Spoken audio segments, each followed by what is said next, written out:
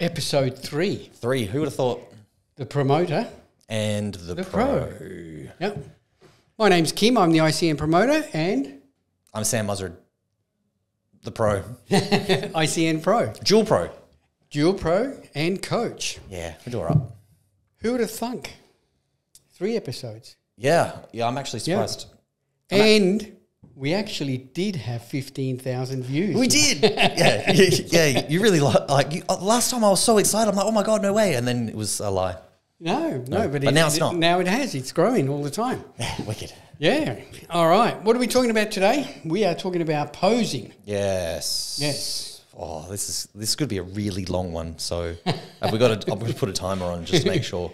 Because, posing, it requires a lot. And a lot of people don't put the effort in their practicing. A lot of people think it's not important. No, it's like, I can get in condition. That's easy. Like, you just follow your diet plan. Yeah. Or like, I can tan and train hard. Like, well, training hard. Yeah, training hard. Training hard's training hard. You just keep a record. But then, posing. Like, that's what you judged on. That's right. Like, if you might have the best physique, but if you can't display it properly, then like, it's not going to go anywhere. Yeah, and if you have a look at, especially if you look at the guidelines for bikini and fitness model and sports model, one of the first words is presentation. Yes. And even though these girls don't do poses as individual poses as such, that presentation, that short walk, everything is taken into account with judging. Yeah. But then when it comes to bodybuilding, it's even more important. Well, your presentation it is like, well, I would, when I tell people about competing, there's 4 main aspects when it comes down to that you're going to be judged on. One is your condition. Like, are you actually in condition that's required to actually see the muscles pop on your body? 2 would be then your presentation. So like, how are you presenting those muscles that have been popped? And a lot of people forget that one. And 3, like, you actually have to be muscular to be able to compete in a bodybuilding competition. That's right. Muscular as in have muscle. For the division that's required. So whether or not you're doing bikini, fitness, bodybuilding, classic. And then the 4th one, what are we at? So we had posing, condition, weight training. Oh, and then your actual day presentation too, like your tan. For girls, the makeup, the bling. That's right. All of that aspect too.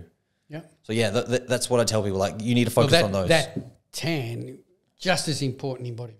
Yes. Yeah. Well, a lot of people. Oh, man, sometimes I've seen people with like. That could be another podcast. It could be. Like, I've seen people. But we'll quickly can touch on that. Tanned body and a white head. You can't do that. Yeah. It's got to have an even flow to your whole physique, or too tanned for the division that you're competing in. Yeah. So then it hides too much. I saw a competitor once who had a white head, white hands, and white feet.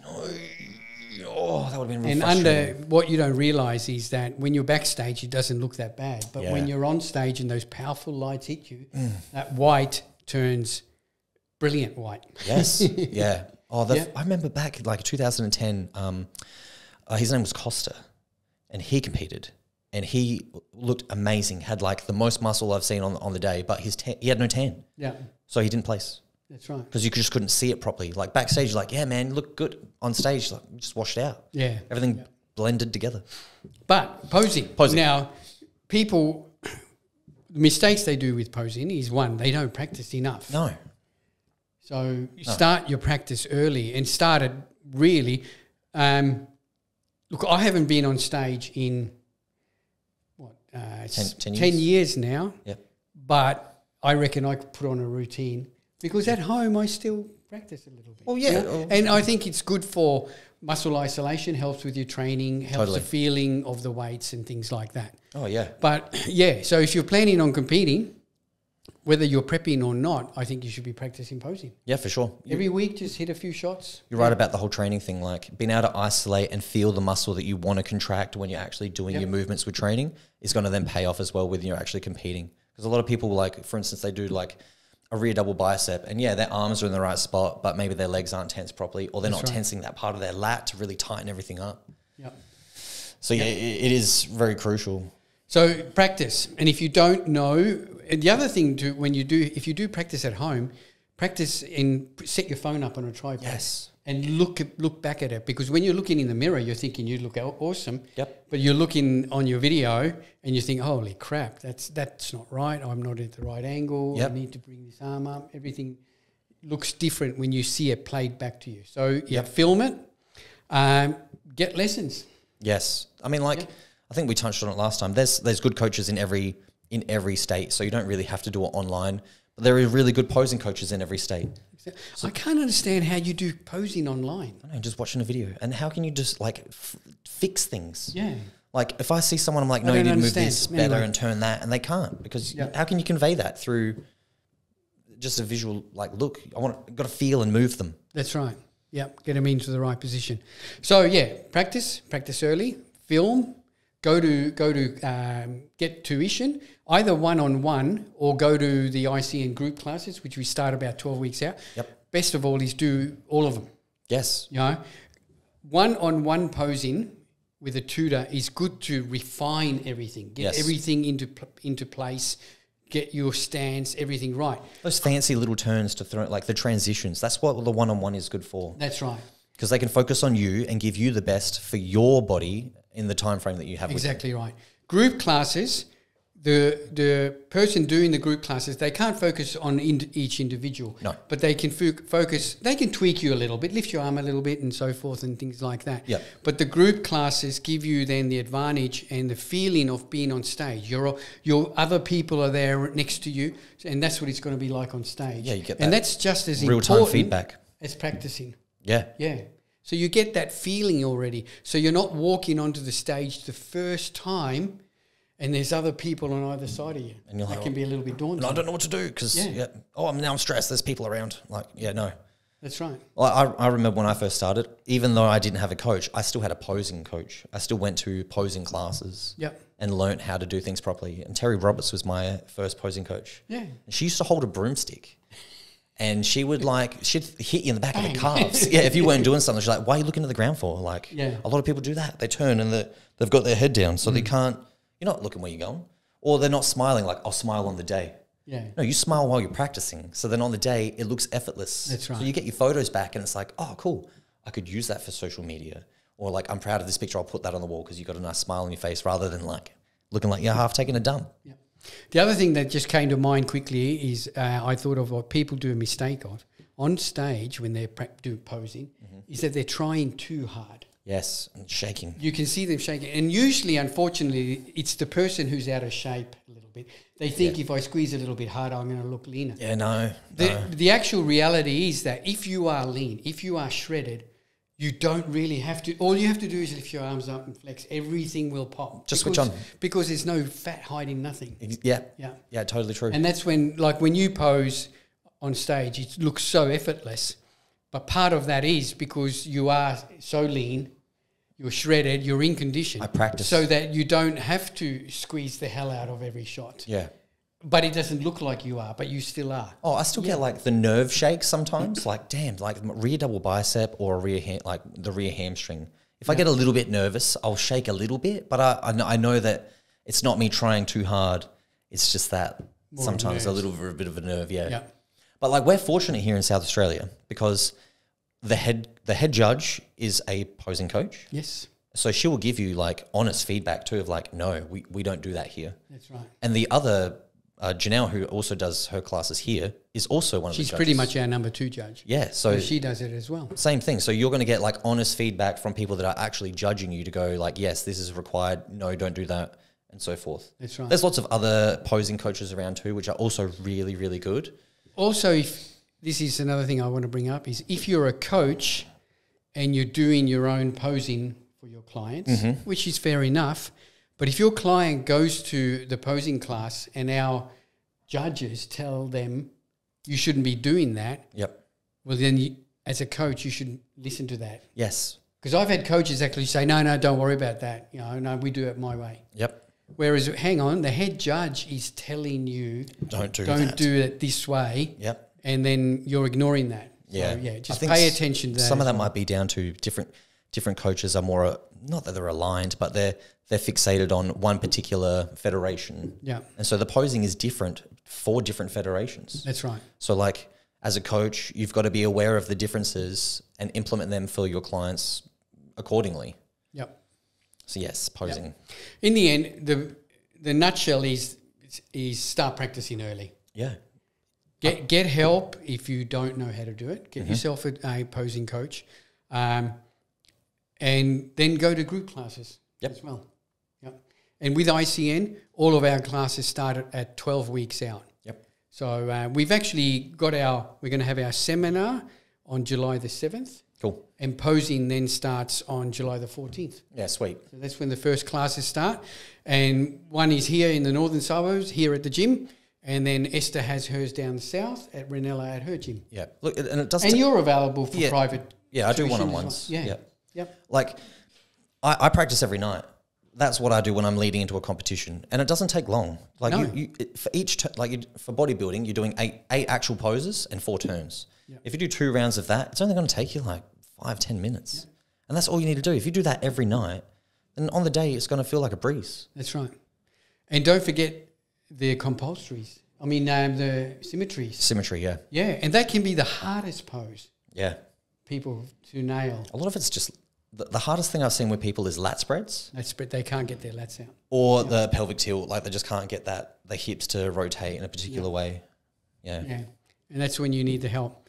So, but yeah, get lots of practice, because I've seen lots of cases where someone has placed lower than they should have because they couldn't present their physique. Yeah. I'd be watching them. I can remember at Nationals, this guy would have won the Nationals. And we were all going, oh my God, what is he doing? If he could just pose properly. Yeah. Yeah, and it looked like he had literally been thrown on the stage and never done anything. Just watching what everyone else is doing. Oh, they're doing that? All right, I'll try that. And he had size, he had condition, but he just couldn't present that physique, and it cost him. That's devastating, because then that's what people remember. Again, this community of this sport is small, and people remember shit, and that's what they remember. Like, oh, you look great. Posing was horrible. Yeah.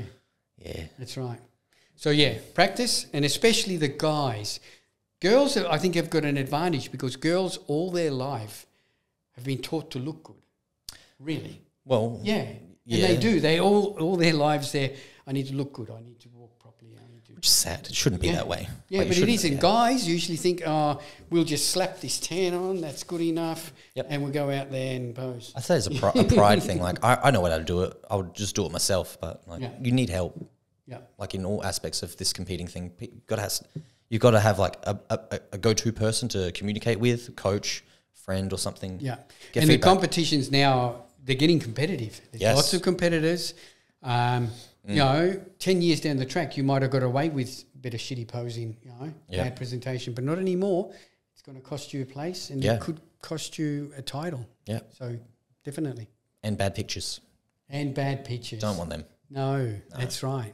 Exactly. Well, that's the other thing. Yeah, you don't want to bring those pictures and show those pictures out, put them on Instagram and social media. No. And they look terrible. No, it's not ideal. All right. Before we go, a question that has been asked of me, and I see this asked actually nationally a lot of times after a show. It looked like at this contest the judges were favouring a softer look. Oh, yeah. Or, they were going for a lot smaller physiques this time. Well, no, the judges weren't. The judges were just judging what's in front of them to the best of the criteria that they could get that person matched to. Totally. So in the end, it's not that one season we're looking for smooth competitors. It just happened to be that everyone was smooth. Yeah. And we picked the best one of the smooth lot. Yeah, I remember one year that did happen here. Yeah. I think it was season A, not last year or the year before, a couple of years ago. Everyone was smooth. Yeah. So you had to pick the best smooth person. And I actually got that even from coaches. Oh, is that the criteria now? No, everyone was just smooth. Yeah. Yeah. And the actual coach who asked me this question had a couple of competitors in this show. Well, they shouldn't. And he said, is that the criteria? And I said back at him, I said, is this your criteria for preparing a client? Ooh. Well, that's fair. Yeah. Like I've had some people where I've had to tell them, like, hey, you're not ready. That's right. I don't think you should do this because you don't look the way you're meant to. And, unfortunately, that's just the way the cookie crumbles sometimes. That's right. And the good thing is comps aren't that far away. So, like, if you aren't ready for one, it's only 5-6 months and the next one's there. That's right. Then you're in an even better position to be better. Exactly right.